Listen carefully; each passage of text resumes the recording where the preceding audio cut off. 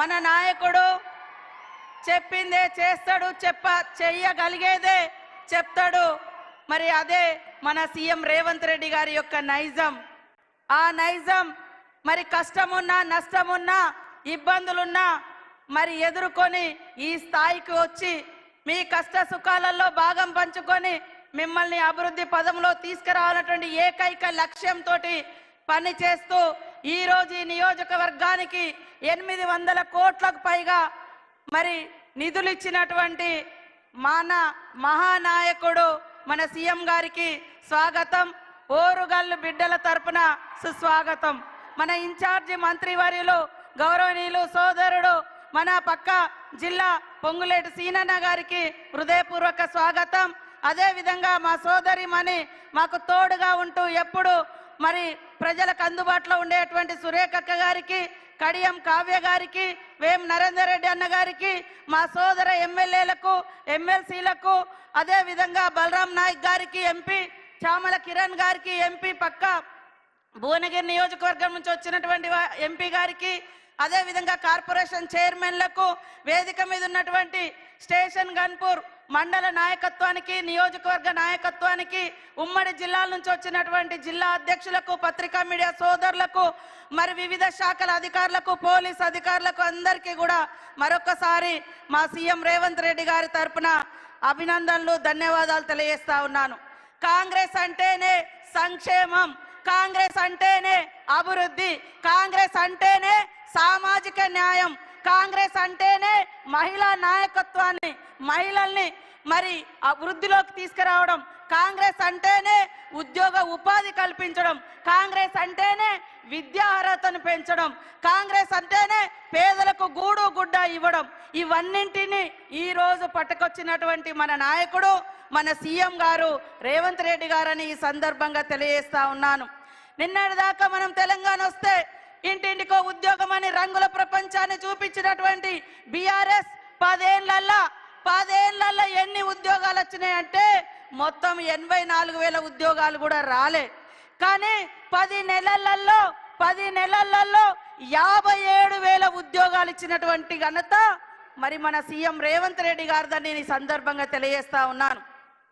10 ఏళ్లలో బీఆర్ఎస్ పార్టీలో కనీసం 2 లక్షల ఇల్లులు కూడా రాలే. కానీ ఏకకాలంలో 4.5 లక్షలకు పైగా ఇల్లులకు మంజూరు ఇచ్చినటువంటి ఘనత సీఎం రేవంత్ రెడ్డి గారిది, ఆ శాఖను చూస్తున్నటువంటి పొంగులేటి సీనన్న గారిది అని కూడా ఈ సందర్భంగా తెలియజేస్తా ఉన్నాను. కాబట్టి సోదరులారా ఆలోచించండి. ఇవాళ ఉద్యోగాలు మేము ఇస్తుంటే కళ్ళల్లో నిప్పులు పోసుకుంటున్నారు, పేదోళ్ళకి ఇల్లు ఇస్తుంటే ఓర్వలేకపోతున్నారు బీఆర్ఎస్ వాళ్ళు, మహిళలను ముందుకు తీసుకొస్తుంటే మరి రకరకాల మాటలు మాట్లాడుతున్నారు. బీఆర్ఎస్ అంటేనే మహిళల్ని అణగదొక్కడం, బీఆర్ఎస్ అంటేనే అట్టడుగు వర్గాల్ని అణిచివేయడం, అహంకారాన్ని ప్రదర్శించడం.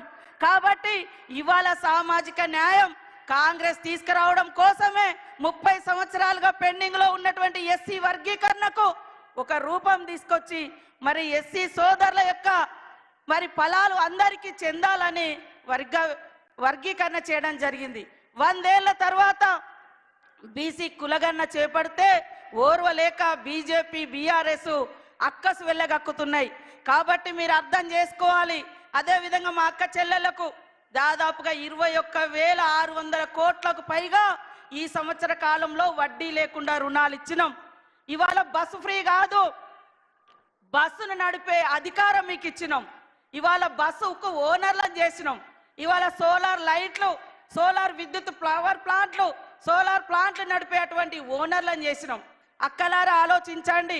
మన కష్టం వస్తే తల్లిగారింటికి పోతాం, మన కష్టం వస్తే అన్నదమ్ముల ఇంటికి పోతాం.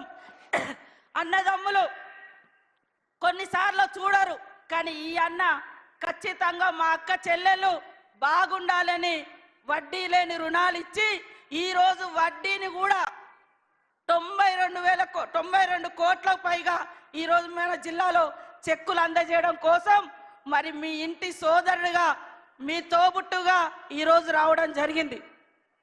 గత బీఆర్ఎస్ కాలంలో 3,500 కోట్ల రూపాయలు పావుల వడ్డీ ఇవ్వకుండా ఎగ్గొట్టిపోయారు. గత 5 సంవత్సరాలుగా లాస్ట్ ఒక్క ఉద్యోగం కూడా ఇవ్వలే. నోటిఫికేషన్ ఇస్తే ఉద్యోగాల కోసం 15 నోటిఫికేషన్లు, మరి ఎగ్జామ్ రాయకముందే పేపర్లు లీక్ అవ్వడం, ఎగ్జామ్ రాసినాక పేపర్ లీక్ అవ్వడం, గత 5 ఏళ్లలో ఒక్క ఉద్యోగం కూడా ఇయ్యలే. ఇది బీఆర్ఎస్ చరిత్ర. బీజేపీ ఏం చెప్తుంది? ఇక కులము మతము అంటారు తప్ప ఏ కులానికి కూడు పెట్టలేదు, ఏ కులం ఆత్మగౌరవాన్ని పెంచలేదు, ఏ మతానికి వాళ్ళు విలువనివ్వలేదు, ఏ మతానికి వాళ్ళు మరి చేరువగా వాళ్ళ యొక్క అభివృద్ధిని కాంక్షించలేదు. కేవలం వాళ్ళు కుల మతాలు రెచ్చగొట్టేది ఓట్ల కోసం, అధికారం కోసం. కాంగ్రెస్ చరిత్ర అంతా త్యాగాల చరిత్ర.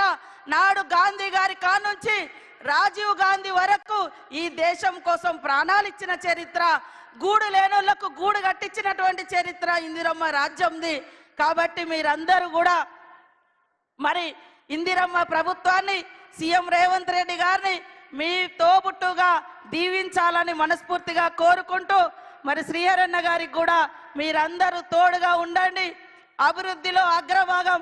మరి ఏనాడో ఉమ్మడి రాష్ట్రంలో కూడా అనేక నిధులు తీసుకొచ్చి మారుమూల పల్లెలలో ఇటు వస్తే గల్లీ గల్లీలో సీసీ రోడ్లు వేసినటువంటి ఘనత కూడా వారికే దక్కింది.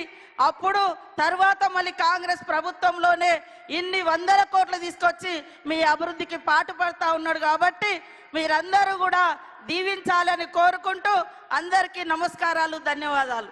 జై కాంగ్రెస్. గౌరవ మంత్రివర్యులు ధనసూరి అనసూయ సీతక్క గారికి ధన్యవాదాలు తెలియజేస్తూ, పెద్దలు గౌరవనీయులు ఇన్ఛార్జ్ మంత్రివర్యులు మినిస్టర్ ఫర్ రెవెన్యూ